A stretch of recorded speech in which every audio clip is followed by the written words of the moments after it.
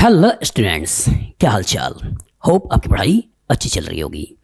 मैं Ajaneesh Kumar Gupta with vast experience of more than 20 years for teaching students preparing for IT advance. IT advance जैसे नाम से लग रहा है एडवांस्ड, मतलब क्वेश्चन की क्वालिटी काफ़ी अच्छी होती है। और उसमें अगर ऑर्गेनिक केमिस्ट्री की बात करें और साल 2018 का हो, फिर तो क्वेश्चन देखकर आपको मज़ा ही आ जाता है। क्यों आ जाता है? उसका रीज़न कि अगर आईटी एडवांस का 2018 के पेपर को देखा जाए तो पेपर 1 पेपर 2 मिलाकर टोटल उन्होंने 12 क्वेश्चन पूछा था। उस 12 क्वेश्चन में एक क्वेश्चन कार्बोहाइड्रेट का था, एक क्वेश्चन स्टीरियो केमिस्ट्री का था, लेकिन रिमेनिंग 10 क्वेश्चन केवल और केवल ऑर्गेनिक केमिकल रिएक्शन के थे। मतलब रिएक्शन पे पकड़ आपकी बहुत अच्छी होनी चाहिए। और किसी बच्चे की ऑर्गेनिक केमिस्ट्री अच्छी है बुरी है, हम इसी बात से जज करते हैं कि क्या उसकी ऑर्गेनिक रिएक्शन पे पकड़ अच्छी है या बुरी है। और रिएक्शन आया तो ऐसा एक्सपेक्ट मत करिएगा कि 10 रिएक्शन का क्वेश्चन है तो केवल 10 ही क्वेश्चन आपसे पूछे गए होंगे। आप सोच भी नहीं सकते हो कि वो 10 क्वेश्चन में आईटी ने उस साल कितना ज़्यादा मिक्सिंग किया था। उस 10 क्वेश्चन में उन्होंने टोटल लगभग 54 केमिकल रिएक्शन को मिक्स किया था और 54 केमिकल रिएक्शन को मिक्स करके उन्होंने क्वेश्चन बनाया था। मतलब एवरेज सोच सकते हो कि लगभग 5 से 5.5 6 क्वेश्चन की मिक्सिंग करके क्वेश्चन को फ्रेम किया गया था। मतलब एक से दूसरा, दूसरे से तीसरा, तीसरे चौथा, चौथे से पांचवा, ये जो इंटर कन्वर्जन होता है ये प्रॉपर तरीके से आपके दिमाग में क्लियर होना चाहिए। मतलब अगर आप आईटी एडवांस को क्लियर करके और आईटी में जाना चाहते हो, अच्छे रैंक के साथ जाना चाहते हो, तो एकदम दिमाग बैठा लीजिएगा कि ऑर्गेनिक केमिस्ट्री आपका रैंक डिटरमाइनिंग सब्जेक्ट होता है। किसी बच्चे की आईटी एडवांस में अच्छी रैंक आएगी, खराब रैंक आएगी, वो मैथ्स फिजिक्स डिसाइड नहीं करता है, वो डिसाइड करता है ऑर्गेनिक केमिस्ट्री। क्योंकि जो बच्चे भी आईटी एडवांस की तैयारी करते हैं और रियल में आईटी को क्वालिफाई करके रैंक ओरिएंटेड बच्चे होते हैं जो आईटी में जाते हैं, उन सभी का कैलकुलेशन अच्छा होता है। कैलकुलेशन अच्छा होना मतलब उनकी मैथ्स अच्छी होना, उनकी फिजिक्स अच्छी होना। लेकिन जिसमें कैलकुलेशन नहीं है, ये बहुत नेग्लेजिबल है, वो आपकी ऑर्गेनिक केमिस्ट्री है, कॉन्सेप्चुअल है। इसलिए बच्चा थोड़ा सा इसको अवॉइड करता है, लेकिन जो इन पे टाइम देता है उन्हीं का रैंक बनता है। इसलिए ये आपका स्लो स्टेप होता है, इसलिए बोलते हैं आरडीएस है, रेट डिटरमाइनिंग स्टेप। और ऑर्गेनिक केमिस्ट्री में आईटी के एग्जाम में रैंक डिटरमाइनिंग सब्जेक्ट। चलिए अब आते हैं क्वेश्चन पे। अगर क्वेश्चन पे आते हैं तो मैंने 2018 की एडवांस का जो कॉम्प्रिहेंशन था, पहला कॉम्प्रिहेंशन, उसी को यहाँ पर लिया है और आपको दिखाने की कोशिश किया है कि कितने सारे रिएक्शन इस एक कॉम्प्रिहेंशन के कॉरस्पॉन्डिंग आईटी मिलाया और मिलाकर आपसे क्वेश्चन बनाया। चलिए सबसे पहले मैं एक बार पढ़ के सुना दूं। उन्होंने यहाँ पर लैंग्वेज में लिखा है कि treatment of benzene with carbon monoxide HCl in the presence of anhydrous AlCl3 cuprous chloride followed by reaction with acetic anhydride in presence of sodium acetate gives compound X as the major product. Compound X upon reaction with bromine sodium carbonate followed by heating at 473 Kelvin with moist KOH furnaces Y as the major product. Reaction of X with hydrogen PDC followed by phosphoric acid treatment give Z as the major product. और इतना language में देने के बाद वो आपसे question पूछ रहे हैं कि बताइए कंपाउंड वाई एस, और यहाँ पे उन्होंने 4 ऑप्शन दे दिया। उसके बाद आपसे पूछ रहे हैं कि आप बताइए कंपाउंड जेड एस, और इन्होंने यहाँ पे 4 ऑप्शन दे दिया। सोचिए क्वेश्चन को कैसे अप्रोच करोगे, क्वेश्चन को कैसे अप्रोच करोगे जब रिएक्शन एरो है ही नहीं, सब्स्टिट्यूट बना हुआ है नहीं, रिएजेंट उसमें लिखा हुआ है नहीं, प्रोडक्ट के बारे में कैसे सोचोगे। तो सबसे पहले अगर ऑर्गेनिक रिएक्शंस में या ऑर्गेनिक केमिस्ट्री के क्वेश्चन में अगर लैंग्वेज में चीज़ें लिखी हुई हैं, तो अगर लैंग्वेज में चीज़ें लिखी हुई हैं तो सबसे पहले इस लैंग्वेज को इक्वेशन में कन्वर्ट करना आपको प्रॉपर तरीके से आना चाहिए। अगर आप लैंग्वेज को इक्वेशन में सही तरीके से कन्वर्ट करना सीख गए, मतलब आप कि आंखों के सामने रिएक्शन पूरी तरह से दिखाई देने लगेगा। और अगर रिएक्शन आपकी आंखों के सामने पूरी तरीके से दिखाई देने लगेगा, तब आप सही तरीके से रिएक्शन को अप्रोच कर पाते हो और क्वेश्चन सही तरीके से लगा पाते हो। तो क्वेश्चन आया कि सर लैंग्वेज को हम इक्वेशन में कन्वर्ट कैसे करेंगे। तो लैंग्वेज को इक्वेशन में कन्वर्ट करने के लिए जैसा जैसा लिखा हुआ है वैसा वैसा सोचते हुए इक्वेशन बनाने की कोशिश करिए। जैसे समझिए क्वेश्चन कह रहा है treatment of benzene treatment of benzene, मतलब सबसे पहले आपको यहाँ पर एक बेंजीन बना लेना है, बेंजीन बना लेना है। अब क्वेश्चन कह रहा है treatment of benzene with carbon monoxide HCl, मतलब इसके ऊपर आपको यहाँ पे कार्बन मोनोऑक्साइड लिखना है, साथ में यहाँ पर HCl लिखना है। In presence of anhydrous AlCl3 cuprous chloride, in presence of anhydrous AlCl3 cuprous chloride followed by reaction with acetic anhydride sodium acetate। इसके पहले अपने आप को रोकिए और इससे मान लेते हैं कि एक कोई कंपाउंड बना है। अब उसके बाद रिएक्शन लिखिए followed by reaction with acetic anhydride in presence of sodium acetate give compound X। आगे as the measure product compound X upon reaction with bromine sodium carbonate, X on reaction with bromine in presence of sodium carbonate followed by heating, मतलब इसके लिए थोड़ी देर के लिए इसको B बना दीजिए। followed by heating at 473 Kelvin temperature with moist KOH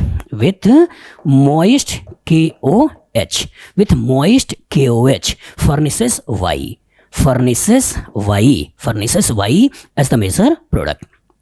आगे कह रहा है reaction of X with hydrogen PDC, reaction of X with hydrogen PDC followed by, that means यहाँ मान लेते हैं कोई C कंपाउंड बना है, followed by फॉस्फोरिक एसिड। तो followed by अब यहाँ पे followed by अब यहाँ phosphoric acid H3PO4 phosphoric acid gives Z। अब आपने अगर इतना कर लिया, अगर आपने इतना सही तरीके से कर लिया तो आपकी आंखों के सामने सारा का सारा रिएक्शन चला आता है, मतलब आप अच्छी तरीके से देख सकते हो कि एक रिएक्शन यहाँ पूछा गया है, एक रिएक्शन यहाँ पूछा गया है, एक रिएक्शन यहाँ पूछा गया है और एक रिएक्शन यहाँ पूछा गया है, एक रिएक्शन यहाँ पूछा गया है, एक रिएक्शन यहाँ पूछा गया है। मतलब इस लैंग्वेज को देखकर आप सही तरीके से एनालाइज नहीं कर पाओगे कि कैसे हमें अप्रोच करना है। लेकिन अगर आपने ऐसे इक्वेशन बना लिए, अगर आपने ऐसा इक्वेशन बना लिया तो आपकी आंखों के सामने दिख जाता है कि एक रिएक्शन ये है, दूसरा ये है, तीसरा ये है, चौथा ये है, पांचवा ये है, छठा ये है। मतलब आपको क्वेश्चन को अप्रोच करना काफ़ी इजी हो जाता है। अब अप्रोच करते हैं, सोचते हैं कि क्या क्या बना होगा और कैसे कैसे बना होगा। तो क्वेश्चन कह रहा है कि benzene on treatment with carbon monoxide HCl in presence of AlCl3 cuprous chloride। सोचिए, एनालाइज करिए। आपके पास कहानी में एक बेंजीन है और इस बेंजीन का रिएक्शन करा रहा है कार्बन मोनोऑक्साइड से HCl के साथ इन presence of AlCl3 cuprous chloride। सोचिए कौन सा रिएक्शन है, कौन सा रिएक्शन है? क्या आपने कोई ऐसा केमिकल रिएक्शन पढ़ा है जिसमें बेंजीन का कार्बन मोनोऑक्साइड के साथ रिएक्शन हो रहा हो? सोचिए, क्या आपने ऐसा कोई केमिकल रिएक्शन पढ़ा है जिसमें बेंजीन का कार्बन मोनोऑक्साइड HCl के द्वारा रिएक्शन हो रहा हो? सोचिए, बेंजीन जो है क्या वो इलेक्ट्रॉन रिच है, इलेक्ट्रॉन डेफिशिएंट है? सोचिए, रिच कैसे पहचानोगे? रिच को पहचानने का क्या तरीका होता है, डेफिशिएंट को पहचानने का क्या तरीका होता है? कोई इंसान अमीर है, गरीब है, हम कैसे पहचानते हैं? कैसे पहचानते हैं? वो किस गाड़ी में चल रहा है, किस घर में रह रहा है, क्या पहना हुआ है। तो उसी तरीके से मॉलिक्यूल के अंदर भी कुछ न कुछ तो होगा जिसको देखकर आप पहचानोगे कि ये मॉलिक्यूल अमीर है और ये मॉलिक्यूल गरीब है। तो अमीर को पहचानने का तरीका होता है या तो उसके पास नेगेटिव चार्ज हो, अचानक बहुत सारा पैसा आया हो, या तो उसके पास लोन पे रफ इलेक्ट्रॉन हो, बैंक में पड़ा हुआ पैसा हो, या पाई बॉन्ड हो, मतलब बिजनेस में लगा हुआ पैसा हो। तो बिजनेस में लगा हुआ पैसा हो मतलब इसके पास पाई बॉन्ड है, मतलब अमीर है। और जो अमीर है तो ये किसी गरीब के ऊपर अटैक करेगा, और जो गरीब के ऊपर अटैक करेगा तो ऑर्गेनिक केमिस्ट्री के गरीब को बोला जाता है इलेक्ट्रोफाइल। गरीबी कैसे पहचानोगे? मतलब या तो उसके ऊपर पॉजिटिव चार्ज हो, या तो उसका वैकेंट ऑर्बिटल हो, या तो उसके पास इनकम्प्लीट ऑक्टेट हो। मतलब ऑर्गेनिक केमिस्ट्री में गरीबी पहचानने का ही तरीका है, या तो मॉलिक्यूल पर पॉजिटिव चार्ज हो, या तो मॉलिक्यूल के ऊपर वैकेंट ऑर्बिटल हो, या तो मॉलिक्यूल के पास इनकम्प्लीट ऑक्टेट हो। ऐसा होगा तो गरीब है। तो अगर ये अमीर है तो किसी न किसी गरीब के ऊपर अटैक करेगा, और गरीब का नाम क्या होता है? इलेक्ट्रोफाइल। तो यहाँ पर इलेक्ट्रोफिलिक रिएक्शन होने वाला है, और जो इलेक्ट्रोफिलिक रिएक्शन होने वाला है, अगर इलेक्ट्रोफाइल के ऊपर अटैक करके कार्बोकेटाइन बना दे और बगल में न्यूक्लियोफाइल अटैक कर दे तो एडिशन हो जाएगा। लेकिन दिक्कत ये है कि इसका एरोमेटिक कैरेक्टर खत्म हो जाता है, तो इसीलिए यहाँ पे एडिशन ना होके सब्स्टिट्यूशन होता है, और सिग्मा टूटता है, सिग्मा बनता है।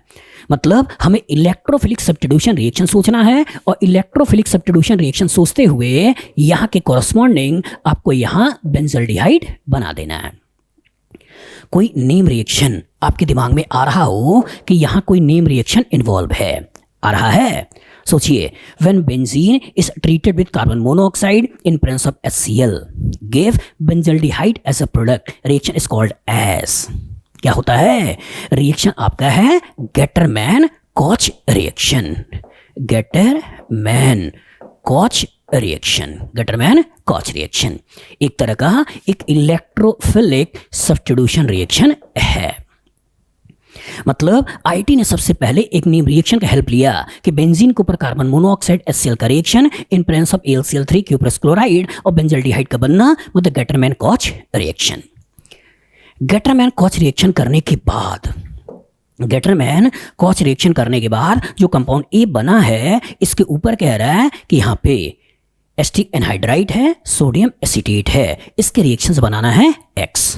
सोचिए, यहां पर जो कंपाउंड आपने बनाया, इसके ऊपर कह रहा है कि यहां एसिटिक एनहाइड्राइड है in presence of sodium acetate, sodium acetate यहां से कुछ बना है।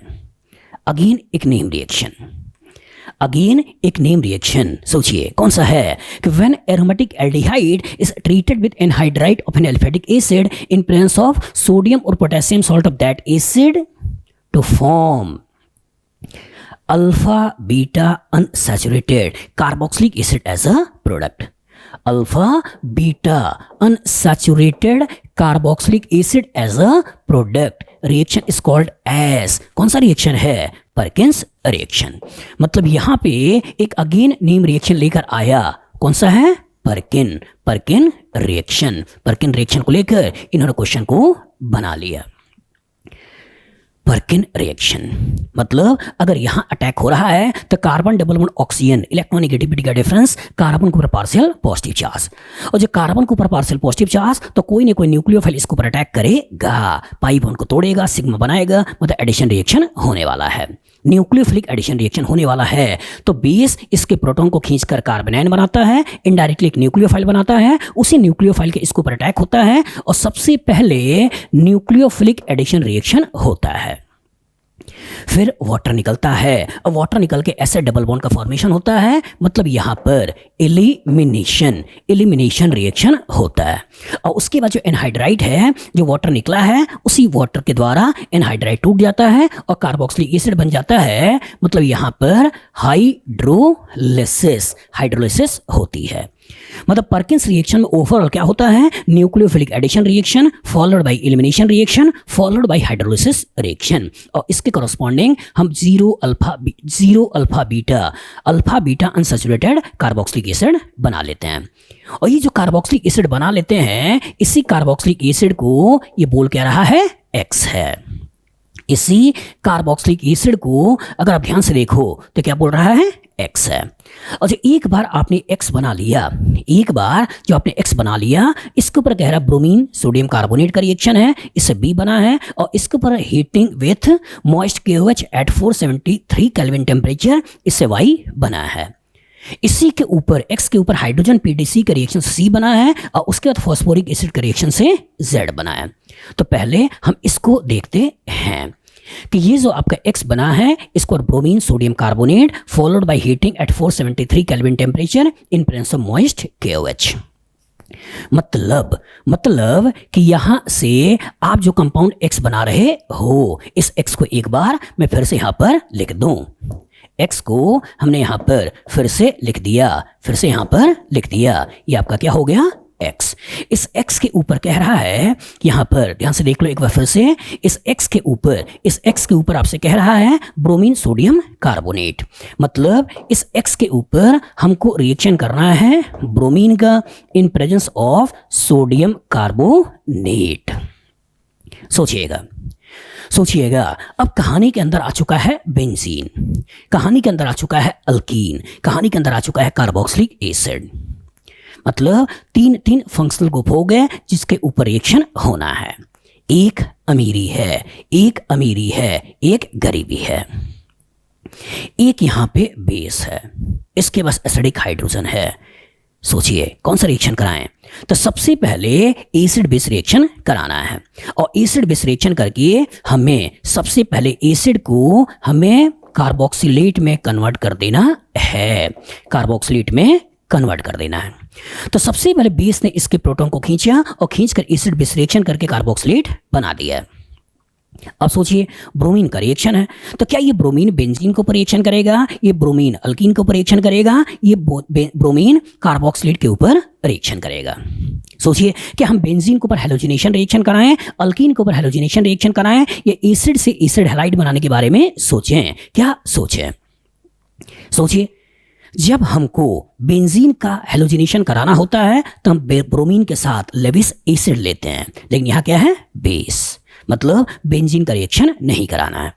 अल्कीन का रिएक्शन सोचें, तो क्या अल्कीन के ऊपर ब्रोमीन का रिएक्शन करके आप इलेक्ट्रोफिलिक एडिशन रिएक्शन के बाद सोच सकते हो या नहीं? सोच सकते हो। एसिड को अगर एसिड हैलाइड में कन्वर्ट करना होता है तो PbR3 को यूज करते हैं, लेकिन यहाँ पे तो आपका ब्रोमीन और बेस है, मतलब वो तो हमको लेना नहीं है। मतलब इसी ब्रोमीन का इस अल्कीन के साथ रिएक्शन करना है और न्यू इलेक्ट्रोफिलिक एडिशन रिएक्शन करते हुए हमें कुछ इस तरह की स्पेसीज बना देनी है। एक Br यहाँ, एक Br यहाँ, और ये COO- ऐसे बन गया। क्वेश्चन आया कि सर इस बेस को क्यों डाला है? अगर ना हो तो भी तो हम कहीं ना कहीं अल्कीन का रिएक्शन करके 1,2-डाइब्रोमो कंपाउंड बना लेते। नहीं, सोच तो सकते थे, लेकिन रिएक्टिविटी काफी स्लो होती। क्यों होती? क्योंकि A double bond B C double bond D acid minus M से इसका पैसा खींच रहा है, और जो एसिड माइनस M से कार्बन कार्बन डबल बॉन्ड का पैसा खींच रहा है, तो यहाँ अवेलेबल इलेक्ट्रॉन डेंसिटी कम है, ब्रोमीन के ऊपर अटैक करना काफी डिफिकल्ट होता है। इसीलिए पहले एसिड बेस रिएक्शन कराकर ये नेगेटिव चार्ज बनाया कि जिससे COO- का प्लस I लगे, जिसकी वजह से कार्बन कार्बन डबल बॉन्ड के पास अवेलेबल इलेक्ट्रॉन डेंसिटी बढ़ जाए, जिसकी वजह से इलेक्ट्रोफाइल को अटैक करना आसान हो जाए, और इसके कोरस्पॉन्डिंग बड़े आराम से हम यहाँ पर इलेक्ट्रोफिलिक एडिशन रिएक्शन करा सकते हैं। तो यहाँ पे दो कॉन्सेप्ट का इन्वॉल्वमेंट किया है। एक कॉन्सेप्ट आपका है एसिड बेस रिएक्शन, एक कॉन्सेप्ट कौन सा है? Acid base reaction. और एसिड बेस रिएक्शन से पहले हमने ये बनाया है, फिर उसके बाद इलेक्ट्रोफिलिक एडिशन रिएक्शन और उसके कॉरस्पॉन्डिंग ये बनाया है। अब ये जो इलेक्ट्रोफिलिक एडिशन रिएक्शन का प्रोडक्ट बन गया, तो उसके बाद क्या कह रहा है? इसके बाद ये कह रहा है कि इसके ऊपर heating eight 473 kelvin temperature in presence of moist KOH। Heating, अब क्या कह रहा है? Heating eight 473 kelvin temperature in presence of moist KOH। सोचिए हीटिंग। अब हीटिंग करने से क्या होगा? एनालाइज करिए, हीटिंग करने से क्या होगा? हीटिंग करने से क्या होगा कि जब इसका इलेक्ट्रॉन इधर से इधर शिफ्ट होगा और ये इलेक्ट्रॉन इधर से इधर शिफ्ट होगा, रेजोनेंस स्टेबिलिटी तो मिलेगी ही मिलेगी, लेकिन अगर ये इलेक्ट्रॉन इधर से इधर शिफ्ट हो जाए तो यहाँ नेगेटिव चार्ज बन गया। ये नेगेटिव चार्ज इसका वैकेंट ऑर्बिटल के कारण स्टेबल भी हो रहा है, और जो इसका नेगेटिव चार्ज और यहाँ ब्रोमीन के पास वैकेंट ऑर्बिटल d-p रेजोनेंस हुआ, जिसकी वजह से इसकी नेगेटिव चार्ज की स्टेबिलिटी बढ़ गई, इसलिए बड़े आराम से कार्बन डाइऑक्साइड निकल भी जाता है। लेकिन जब यहाँ नेगेटिव चार्ज आया और यहाँ कार्बन ब्रोमीन के इलेक्ट्रॉन नेगेटिविटी के डिफरेंस की वजह से यहाँ जब पार्शियल पॉजिटिव चार्ज है और यहाँ 2p-4p और ऑर्बिटल के ओवरलैपिंग की वजह से बॉन्ड वीक है, इसलिए नेगेटिव धीरे धीरे करता गया है, इसके साथ बॉन्ड बनाते हुए इस Br को भी निकाल देता है। मतलब हमें यहाँ से कार्बन डाइऑक्साइड निकाल देना है और यहाँ से हमको Br निकाल देना है, और इसके कोरस्पॉन्डिंग सबसे पहले हमें जो कंपाउंड बना लेना है, उस कंपाउंड में कुछ इस तरह का प्रोडक्ट बन गया। इस तरह का प्रोडक्ट बन गया, यहाँ से Br निकल गया, यहाँ से कार्बन डाइऑक्साइड, डबल बॉन्ड का फॉर्मेशन, और ये बन गया। लेकिन अब कहानी में मॉइस्ट KOH और टेम्परेचर हाई, और जो मॉइस्ट KOH है, टेम्परेचर हाई है, इसलिए होगा क्या, फिर से यहाँ से E1CB रिएक्शन के कॉरस्पॉन्डिंग इस HBr को भी निकाल दोगे, और जब इस HBr को निकाल दोगे तो फाइनली जो प्रोडक्ट बनता है वो प्रोडक्ट इस तरह का अल्काइन बन जाएगा, जिसको इन्होंने बोल दिया है कि आपका Y है। इसी को तो यहाँ पे पूछा है, अगर ध्यान से देखो तो इसका रिएक्शन इसके साथ करा का B बनाया है, और इसी का हीटिंग किया हुआ है 473 केल्विन टेम्परेचर से इन प्रेजेंस ऑफ मॉइस्ट KOH और Y बनाया है, और जो Y बनाया है तो इसको अगर ध्यान से देखो तो यही Y बन गया। मतलब कहानी के अंदर अगर मैं कॉन्सेप्ट को देखूं कि क्या क्या कॉन्सेप्ट यहाँ यूज किया है, तो इसका मतलब हीटिंग से सबसे पहले डीकार्बोक्सिलेशन किया है। हीटिंग से सबसे पहले क्या किया हुआ है, डीकार्बोक्सिलेशन। हीटिंग से सबसे पहले क्या किया हुआ है, डीकार्बोक्सिलेशन। Br को निकालना भी है और फिर उसके बाद HBr को निकाला है, मतलब यहाँ पे डिहाइड्रोहेलोजिनेशन, यहाँ क्या किया हुआ है, डिहाइड्रोहेलोजिनेशन। मतलब यहाँ से एक अच्छे लिविंग ग्रुप को निकालने की बात कर रहा है, लिविंग ग्रुप को निकालने की बात भी कर रहा है, यहाँ से कार्बन डाइऑक्साइड को निकालने की बात भी कर रहा है, डबल बॉन्ड का फॉर्मेशन भी कर रहा है, और डबल बॉन्ड के ऊपर से HBr को निकालना मतलब कहानी में E1CB रिएक्शन का कॉन्सेप्ट को भी इन्वॉल्व कर रहा है। और E1CB रिएक्शन का कॉन्सेप्ट को इन्वॉल्व करते हुए इस पर्टिकुलर के कॉरस्पॉन्डिंग ट्रिपल बॉन्ड बना रहा है। याद रखिएगा कि अगर KOH की बात करें और डबल बॉन्ड के ऊपर से HBr को निकालने की बात करें तो ये KOH इसको आसानी से बाहर नहीं निकाल पाता है, क्योंकि KOH एक वीक बेस होता है, और KOH एक वीक बेस होता है, तो अगर कभी HBr को निकालना होता है तो सोडामाइड यूज किया जाता है। लेकिन इस टेम्परेचर की मौजूदगी में E1CB रिएक्शन हुआ, और E1CB रिएक्शन होते हुए कॉरस्पॉन्डिंग ट्रिपल बॉन्ड बना है। क्लियर है? हमने इस Y को बना लिया, और जब Y को बना लिया तो वही आपके ऑप्शंस में पूछे गए हैं कि आप बताइए Y क्या है। Y क्या है? क्या ये था? नहीं। क्या ये था? नहीं। क्या ये था? नहीं। क्या ये था? हाँ, यही हमको सोचना है। चूंकि IT एडवांस का क्वेश्चन है तो इतना आसानी से तो आएगा नहीं, कंफ्यूजन तो जरूर लाएगा, और जब कंफ्यूजन जरूर लाएगा तो जरा कंफ्यूजन को भी देखने की कोशिश करते हैं। यही आपका X था, इसी X के ऊपर आपने ब्रोमीन का रिएक्शन कराया था इन प्रेजेंस ऑफ सोडियम कार्बोनेट, और इससे कुछ बनाया था, और इसके ऊपर हमने बात किया था heating eight 473 kelvin temperature in presence of moist KOH, पानी की मौजूदगी में KOH के साथ इतना टेम्परेचर गर्म कर रहे हैं। बच्चा अगर ऐसा करता है कि इस एसिड का ब्रोमीन के साथ रिएक्शन कर दे तो ऐसा हो सकता है कि एसिड हैलाइड बना दे। बच्चा इस OH को हटा दे और Br को देखते हुए एसिड हैलाइड बना दे, मतलब एक की तरफ भी भाग सकता है। बच्चा अगर यहाँ पे साइक्लिक ब्रोमोनियम आयन बनाता है इलेक्ट्रोफिलिक एडिशन रिएक्शन का इंटरमीडिएट, और जो साइक्लिक ब्रोमोनियम आयन बनाता है एसिड खींचने वाला है, डबल बॉन्ड देने वाला है, यहाँ पे पार्शियल पॉजिटिव चार्ज के ऊपर ये जो पानी है मॉइस्ट KOH, पानी या इस OH माइनस के द्वारा अटैक करा दे, और अटैक करा के कॉरस्पॉन्डिंग ये भी सोच सकता है। ये तो हमने सोच ही लिया। इवन ये भी सोच सकता है, कैसे सोच सकता है, उसके दिमाग में ऐसा आ सकता है कि इस कार्बन कार्बन डबल बॉन्ड के ऊपर ब्रोमिनेशन करा के 1,2-डाइब्रोमो कंपाउंड बना देते हैं, और इवन इस एसिड के ऊपर भी हम इस पर्टिकुलर के द्वारा रिएक्शन कराकर एसिड हैलाइड बना देते हैं। मतलब जो जो आप सोच सकते हो वो सब कुछ ऑप्शन में है, जो जो आप सोच सकते हो वो सब कुछ इस ऑप्शन में है, और सब कुछ इस ऑप्शन में है मतलब अच्छा क्वेश्चन है। हर तरह के कॉन्सेप्ट को IT आपसे चेक करने की कोशिश कर रहा है कि क्या आप इसके ऊपर इलेक्ट्रोफिलिक एडिशन रिएक्शन करते हो, क्या आप इस एसिड बेस रिएक्शन को देखते हो या नहीं देखते हो, क्या आप न्यूक्लियोफिलिक एडिशन रिएक्शन तो नहीं कर दे रहे हो, क्या इस OH को हटा के यहाँ Br तो नहीं लगा रहे हो। मतलब nucleophilic substitution reaction, electrophilic addition reaction, electrophilic substitution reaction, हर तरह के कॉन्सेप्ट को इस क्वेश्चन के कॉरस्पॉन्डिंग चेक करने की कोशिश कर रहा है। इसलिए तो IT की ब्यूटी है चैप्टर के मिक्सिंग, और जब चैप्टर के मिक्सिंग सही तरीके से आ गई तो ऑर्गेनिक रिएक्शन में और बचता क्या है, ऑर्गेनिक रिएक्शन में और बचता क्या है, आप क्वेश्चन को सही तरीके से लगा देते हो। अब दूसरे पार्ट पे आते हैं। दूसरा पार्ट कह रहा है कि जो X बना है इसको हाइड्रोजन PDC का रिएक्शन है, C बना है, और इसके ऊपर फॉस्फोरिक एसिड का रिएक्शन से Z बना है, और जो इसके ऊपर हाइड्रोजन PDC का रिएक्शन है तो सबसे पहले देखते हैं सबसे पहले देखते हैं। सोचिएगा, ये आपका x बन चुका है, इसी x को लेके चलना है। तो इसी x को लेके चलना है तो एक बार फिर से मैं इस x को बना रहा हूँ। यहाँ हमने बेंजीन ले लिया, इसी के ऊपर कार्बन कार्बन डबल बॉन्ड ले लिया, ये आपका COOH ले लिया। अब इसके ऊपर कह रहा था कि हाइड्रोजन PDC का रिएक्शन है, हाइड्रोजन PDC का रिएक्शन है। कौन सा रिएक्शन है? सोचिए, हाइड्रोजन PDC मतलब हाइड्रोजन का जोड़ना, और जब हाइड्रोजन का जोड़ना मतलब रिडक्शन है। और जब ये रिडक्शन है तो अगेन क्वेश्चन आया कि भाई किसका रिडक्शन करना है? क्या हमको बेंजीन का रिडक्शन करना है, क्या हमको अल्कीन का रिडक्शन करना है, हमको कार्बोक्सिलिक एसिड का रिडक्शन करना है, किसका रिडक्शन करना है? और अगर यहाँ पे कार्बन है, इस कार्बन का क्या रोल है? तो कार्बन का रोल होता है कि इस मेटल के ऊपर जो हाइड्रोजन को चिपका रहे हो, जिसकी वजह से एडजॉर्प्शन होते हुए हाइड्रोजन पाई बॉन्ड से जुड़ रहा है, उस डबल बॉन्ड के मतलब जो मेटल है, मेटल के ऊपर एक्टिव साइड को बढ़ाना, जिससे कि हाइड्रोजन बड़े आराम से इसके ऊपर चिपके।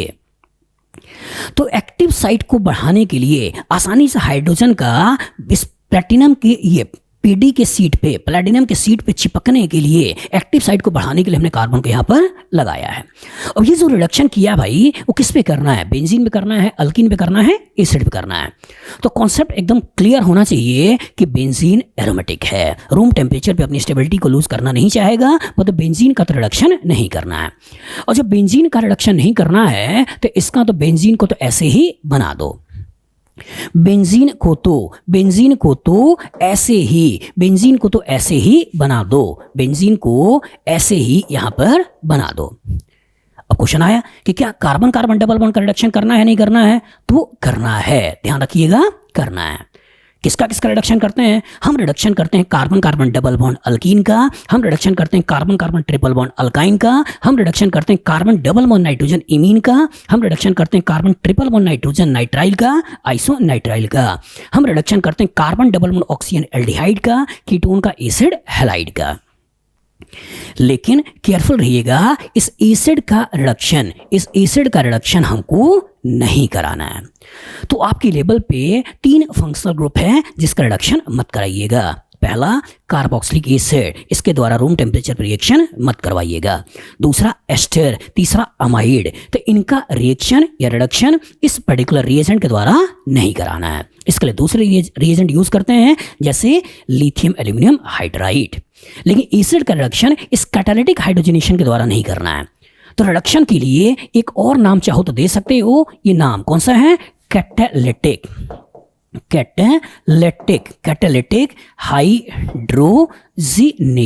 हाइड्रोजिनेशन। मतलब हाइड्रोजन को जोड़ना है इस कैटलिस्ट की मौजूदगी में और डबल बॉन्ड को तोड़कर सिंगल बॉन्ड बना देना है। अब ये जो कंपाउंड बन गया है, अब इसके ऊपर कह रहा है बेटा H3PO4 का रिएक्शन है। सोचिए, H3PO4 का रिएक्शन है, क्या होगा? सोचिए, बेंजीन चैप्टर है, अल्केन चैप्टर है, कार्बोक्सिलिक एसिड चैप्टर है, फॉस्फोरिक एसिड है। कौन सा रिएक्शन है? सबसे पहले इस लोन पेयर का इसके ऊपर अटैक कराओ H+ के द्वारा, कार्बोकैटायन का फॉर्मेशन करो, वाटर को निकालो। और जो कार्बोकैटायन का फॉर्मेशन हो गया तो इंट्रामोलिकुलर बेंजीन इसके ऊपर अटैक कर देगा और इंट्रामोलिकुलर अटैक करते हुए इसी वाटर को निकाल देगा। और जो वाटर को निकाल देगा तो क्या कोरस्पॉन्डिंग जो प्रोडक्ट बना रहे हो वो प्रोडक्ट कुछ ऐसा बन गया या नहीं बन गया? तो यही जो कहानी है, ये कहानी कौन सी है? Z। मतलब कहानी के अंदर सोचिए, इलेक्ट्रोफाइल का फॉर्मेशन होना, बेंजीन इसके ऊपर अटैक करना, और जो इलेक्ट्रोफाइल का फॉर्मेशन होना और बेंजीन के ऊपर अटैक करना और एसाइल ग्रुप का बेंजीन के साथ जोड़ना, तो क्या कोई अगेन नेम रिएक्शन आया? कौन सा रिएक्शन है? Friedel craft. कौन सा है?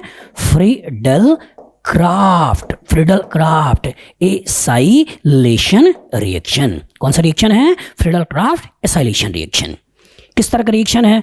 Electrophilic substitution reaction. किस तरह का रिएक्शन है? अंदर ही अंदर अटैक होना, और अंदर ही अंदर अटैक होना मतलब